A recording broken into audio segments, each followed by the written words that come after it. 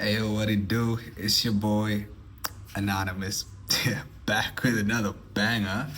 And listen, this is not just another video. We're about to dive deep. We're gonna connect dots you never even saw coming, and you're definitely gonna be picking up a lot of gems along the way. But you gotta stick around and watch the video, homie. Hey yo, so I come back with episode 3 of Project Titan. What if Doom stole the 10 rings? Now let's get into this. Gods. There are no gods. There is only Doom.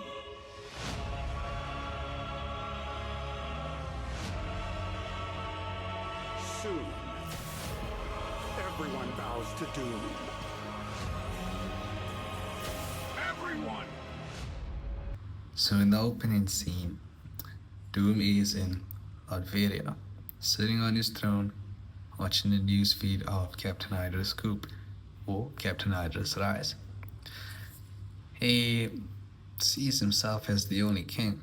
There's no room for another, so he says, pathetic. Even the Nazis need an icon. Doom doesn't see him as a threat. Doom sees him as a pawn, which he could use for later. If you know Doom, you know Doom. But anyway, Doom is busy decrypting a pulsing signal coming from China. The first time you used the rings, we felt it in Kamatage.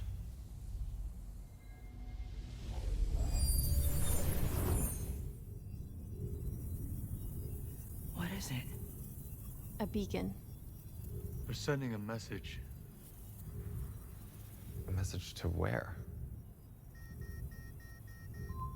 So in Berlin, Hydra's war room, Elon Musk, if you remember in episode 2, Captain Hydra's handler, Elon briefs Hydra's leaders, while Steve/Captain Hydra himself is staring at a map of Europe.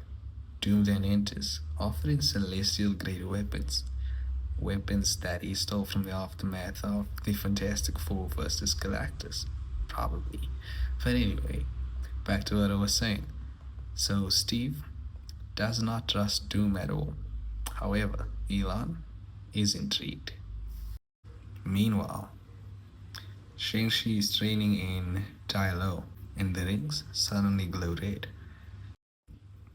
As he heads towards the rings trying to inspect what's going on, Banner and Captain Marvel arrives and they say, "We detected an energy surge. Someone is hunting you." Now as they try to leave China, Doom teleports in with Hydra and a 3-way battle breaks out. Captain Hydra versus Shang-Chi, Doom versus Hulk, like Galactus' dick, with Doom's armor merging or connecting with Gamma Fist's dark epic battle. And Carol is just shooting Hydra jets in the sky or whatever. But mid-fight, Doom siphons the ring's energy and the 10 bangles melts into 10 finger rings, bro. But anyway, they escape with the rings. They teleport out of there. Banner and them try to locate the rings, but they don't even know where to start. While back in Latveria, in Doom's lair, Doom then merges the 10 rings with his armor, and his eyes burn Marklo and green. So Doom keeps tampering with the rings. He keeps on deciphering or encrypting or whatever the ancient texts or ancient codes within the ring, trying to find its hidden power, right? But at the same time, it's causing like global disasters. Birds falling out of the sky, dying, the sky turning red, the ocean boils. Doomsday, right?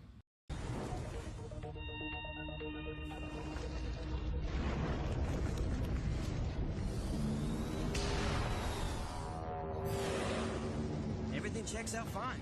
New target lock, multi-range scanner, weapons upgrades, and whoa! Where did that thing come from? So Doom keeps tampering with the rings and opens a portal into the dark dimension, speaks to Dormammu, and trades Earth for power, but sucks Dormammu dry. And he says, the dark dimension is mine now.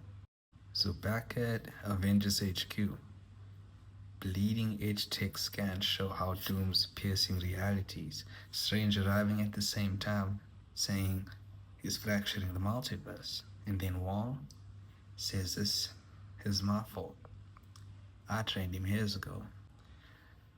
While they're trying to figure out what Doom's next move is, Doom is trying to summon Magneto, but fails and pulls in a Tony Stark variant, one that is Extremis enhanced. They look at each other with smirks on their face because it's like they're looking in a mirror. Tony says to Doom, "You look like a dictator who read too much Nietzsche." And Doom says to Tony, "You smell of whiskey and regret. Help me kill Kang." And on this new mission set out to kill Kang, Dr. Doom then gets Wilson Fisk to smuggle vibranium from Wakanda, and the operation goes smooth. Too smoothly, in fact. Doom gets the vibranium, and in the shadows, Daredevil was keeping tabs on Fisk the entire time. But he didn't intervene though. He was trying to figure out what was going on. Listening.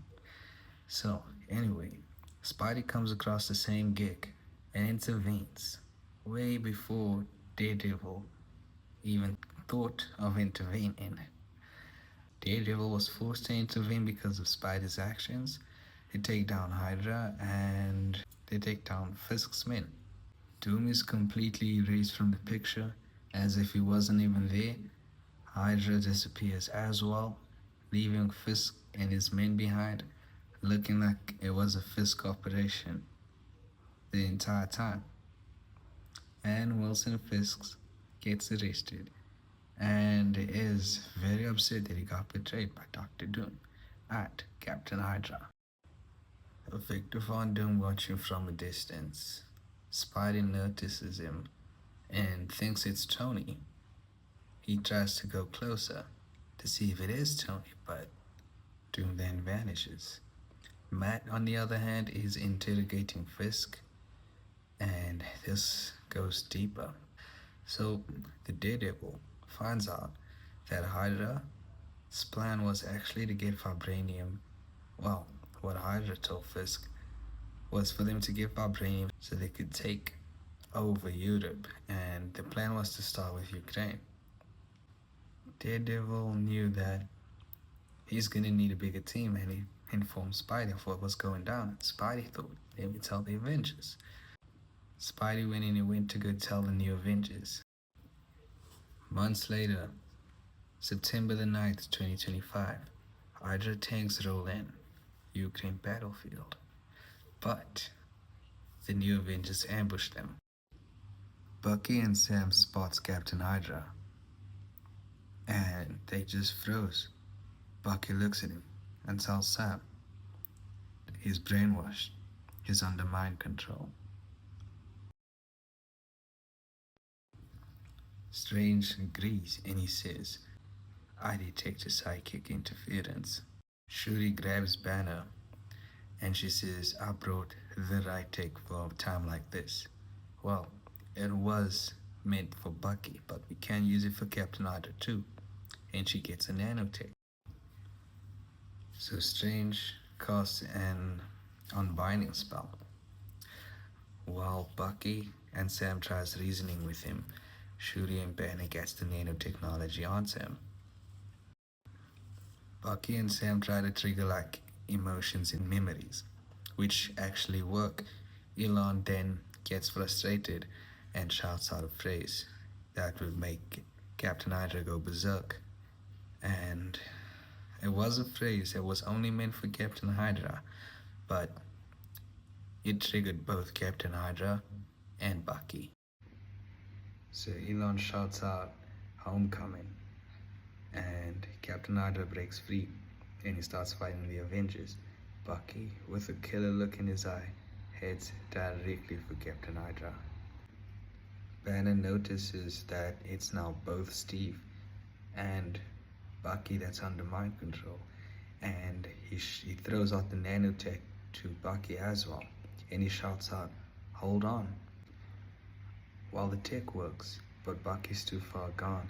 As Banner's struggling with the nanotech, he then says, "I can't lose both of you today." Bucky gets to Captain Hydra and hits him with a killing blow and says, "You're not him." Banner gets the nanotech to work a bit too late. Banner then explains to the Avengers what actually happened and tells him that both of them got triggered. Both of them were under mind control. Sam, furious, looks at Bucky but takes his anger out on Elon and rushes to Steve's side afterwards. In Steve's last moments, says to Bucky, "I understand. It wasn't you. I forgive you. After all, it was you who brought me out of the mind control, even if you had to go in it." Then Steve turns to Sam and says, "The shield. You're more worthy than carrying it than what I ever was. It's yours." And with his dying breath, he whispers, "The kingdom of the world has become kingdom of the Lord and kingdom of the Christ. He shall reign forever and ever," and vanishes, probably into his own timeline. I know you've suffered. Captain America, God's righteous man. So after Steve vanishes, Sam picks the shield up, looks at Bucky, grieves, nods. No words are needed.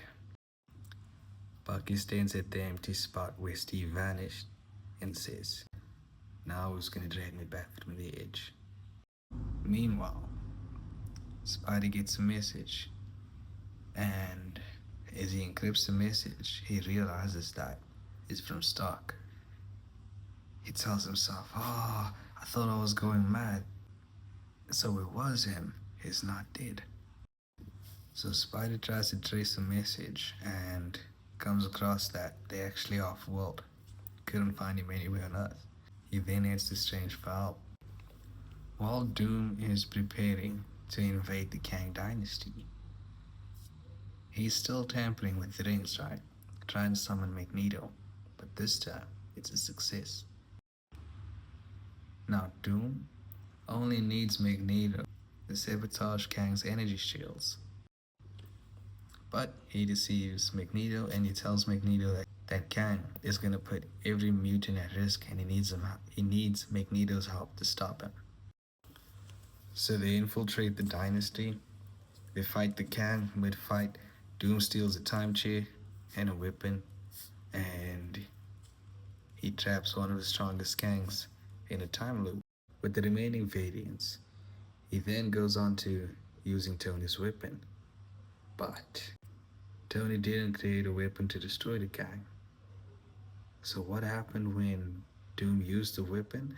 Tony's sabotage activated, rendering Doom powerless. Couldn't use his armor at all. So Doom, being unable to move, looks to Tony and says, "You betrayed me." And Tony says, "What did you expect? I'm the good guy." And Doom then uses the rings in his armor to blast him off. He teleports himself back to Earth. Now because he used the rings again, there was a crack in the sky. And what appeared was Fin Fang Foom's silhouette, but then vanished again. Now the Khan and the Mandarin noticed this and they started investigating. Well, they couldn't pinpoint where the rings were located, but they knew that the Makleons or Fin Fang Foom would be arriving.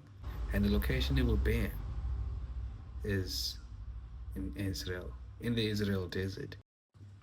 Now with Doom back in Larvaria, crippled but not defeated, with Kang Tech, weapons, and the time trade, says godhood was never the end, only the beginning. Maestro's laughter echoes in the background. Now what's next for Project Titan? Maestro's echo in the background. The Mandarin and the Khan marching off to the Israel desert. Thank you for watching my video. You already know what to do. Like, comment, share, subscribe, hit the bell notification button, and stick around because you're definitely gonna be picking up more gems along the way. That's all for today, folks.